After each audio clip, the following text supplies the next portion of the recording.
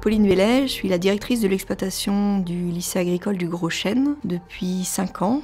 Le Gros Chêne, c'est un établissement de l'enseignement agricole avec 3 centres, une partie lycée, une partie centre de formation professionnelle. Et la partie exploitation agricole, elle sert de support pédagogique pour toutes les formations de l'établissement.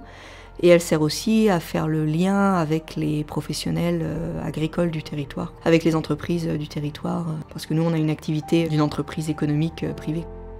Alors la méthanisation, elle s'intègre effectivement dans le parcours pédagogique des apprenants qui sont au Gros Chêne. Évidemment, ce sont des diplômes, des formations et des diplômes qui sont cadrés par le ministère de l'Agriculture. Ça rentre quand même dans le parcours pédagogique de par les visites que l'on fait de la ferme très régulières, de par les travaux pratiques, de par les stages. Les enseignants se sont saisis en fait de cette nouvelle activité pour utiliser les données, par exemple faire des analyses sur les intrants, faire des analyses sur le digestat. J'ai aussi eu des visites de classe plus sur l'agroéquipement, les fluides, la pression, les pompes. Enfin, donc il y a tout un tas de matières qui peuvent finalement s'appuyer sur la méthanisation pour faire leurs cours, de profiter de tout ça pour sensibiliser les jeunes aux gaz à effet de serre, à la gestion des déchets, à la production d'énergie. Et voilà, là c'est aux enseignants finalement de s'emparer de ça et d'intégrer ça dans leurs cours. Lorsqu'ils font un cours sur le réchauffement climatique, qu'on parle aussi des gaz à effet de serre et de l'intérêt de la méthanisation dans ce cadre-là.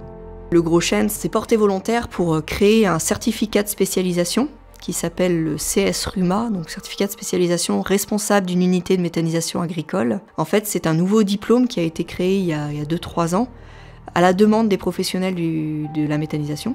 Donc en fait, les méthaniseurs, ça se développe et à chaque fois, ils ont beaucoup de mal à trouver des salariés ou trouver des associés qui peuvent les aider sur cette activité-là. On est fiers de proposer ça pour participer au dynamisme de la filière méthanisation agricole et de pouvoir participer à la formation et à la professionnalisation de cette filière.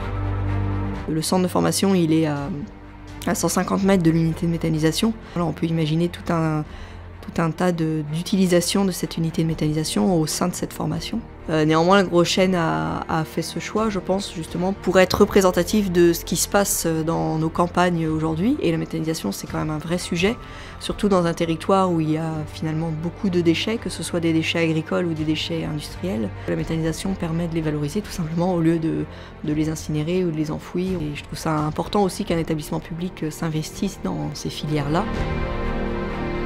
Au Gros Chêne, moi je m'applique à montrer une méthanisation qui soit aussi respectueuse de l'environnement bien sûr. Je ne vais pas changer les pratiques des ateliers d'élevage exprès pour avoir des déchets. Par exemple, j'ai un élevage laitier qui est très axé sur le pâturage et la valorisation de l'herbe. Et c'est pas parce qu'il y a une méthanisation que je vais faire le choix de garder les animaux en bâtiment de façon à avoir du fumier en continu sur l'année. Je me dis que c'est plutôt à la méthanisation de trouver sa place dans un système de production. Il y a plusieurs lycées agricoles en France qui ont déjà une unité de méthanisation, mais finalement le Gros Chêne est le premier établissement à proposer une unité de méthanisation par injection. Avec ce projet d'unité de méthanisation, le Gros Chêne s'inscrit vraiment dans son territoire en produisant de l'énergie qui ensuite est redistribuée aux citoyens de Pontivy, de Pontivy Communauté. On crée cette activité et on la valorise d'un point de vue pédagogique, mais la finalité et ce qui se passe en réalité, c'est quand on est un producteur d'énergie. Mais comme on était finalement un producteur de lait, un producteur de cochon, un producteur d'œufs, mais les produits que l'on crée sur la ferme partaient pour la consommation, nourrir les citoyens.